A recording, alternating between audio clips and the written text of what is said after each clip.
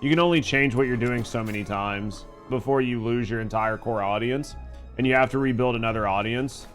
But the downside to that is you can only afford to lose an audience so many times.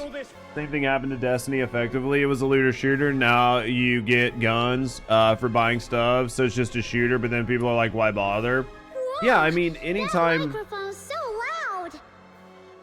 you sort of strip away the identity to try to appeal to more people, it happens.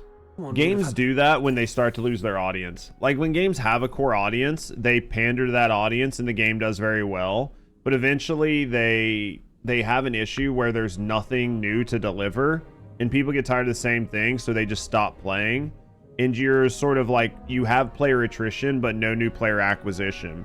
So then when you have player attrition and no new acquisition, the game companies in general just try to reach out to more consumers.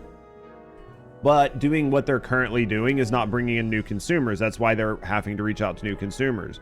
But in reaching out to new consumers, you need to get enough new consumers, because any change you make to your product is going to cause you more attrition. So you need to gain more people than you're losing, and making changes needs to net you more people than you're currently losing. Plus, you need to take into account the people you're going to lose by making those changes.